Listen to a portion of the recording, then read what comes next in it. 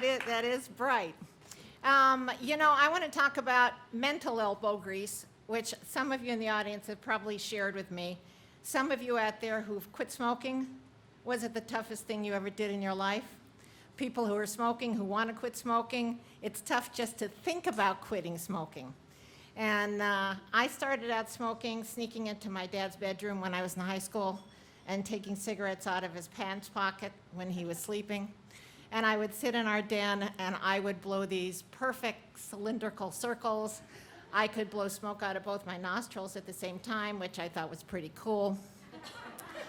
But my dad died at 50, and the doctor said it was the smoking. But that was my dad, and the smoking wasn't going to do the same thing to me. So this began my life of smoking. When I was about 30, I finally met someone I could marry. The sex was great. When we got divorced, I realized it was the sex we got married for, but at the time, I was thinking that this was true love. And when we were sitting at dinner one night, he developed this terrible cough. And I waited so long to meet him, and I thought he was going to die. I thought his lungs were going to wind up on our table, and we were going to eat them for dinner.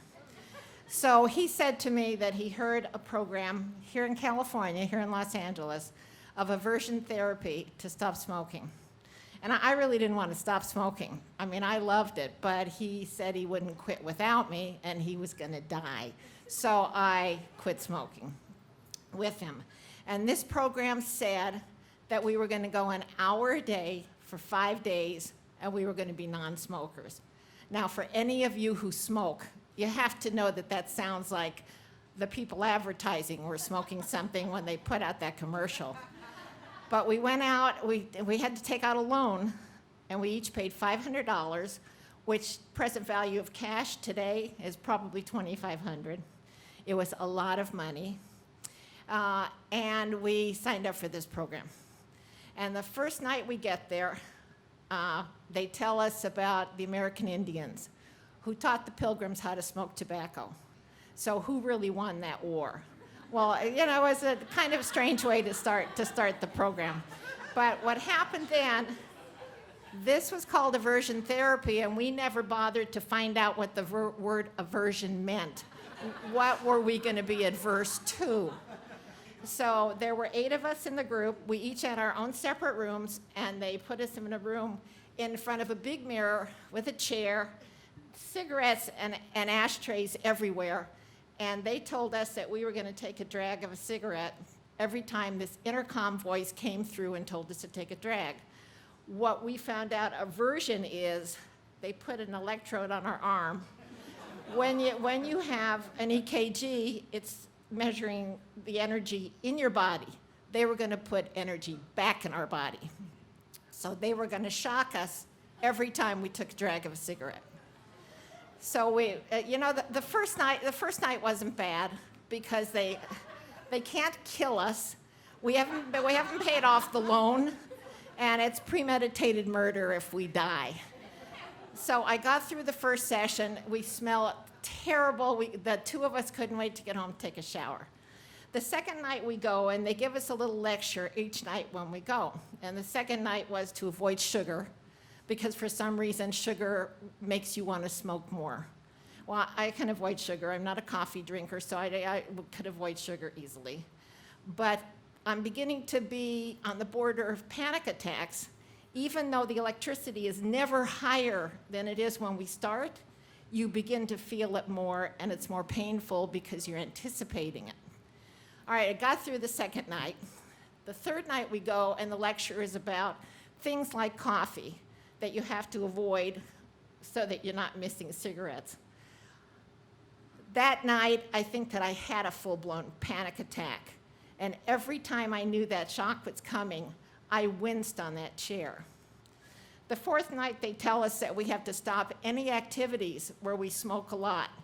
And I always took cigarettes into the bathroom. So I am never going to shit again as long as I live. The fifth night is graduation. And they take all 8 of us and put us in a room about the size with the air that a baby could handle. And they tell us we're gonna, I don't know if you know the hot boxing cigarettes where you keep taking a drag and the cigarettes get hot. We were only in there for 30 minutes, and one guy passed out. You salivate uncontrollably. Your eyes are watering. You can't even breathe. And then they open the door, and they introduce us to the intercom voices, who I hate each one of them, and explain to us that we have a lifeline for a year. Anytime we think we're going to smoke, just call, and they'll say, don't smoke. Anyway, at that point, we moved from Los Angeles, broke my heart. We moved from Los Angeles to Chicago. And I called back to the program here, and I said, can I franchise this and start it in Chicago? And they said no, which made me feel like the only people worth saving live in Los Angeles. Anyhow, we bought our first house in Chicago, and on our walkthrough, the guy who was selling the house was there. And it turns out that he is the advertising executive who put the Marlboro Man on TV. He died about 2 years later of lung cancer. 4 out of 5 of the Marlboro Cowboys died of lung cancer. And it's just funny how life has a way of taking us around in a circle.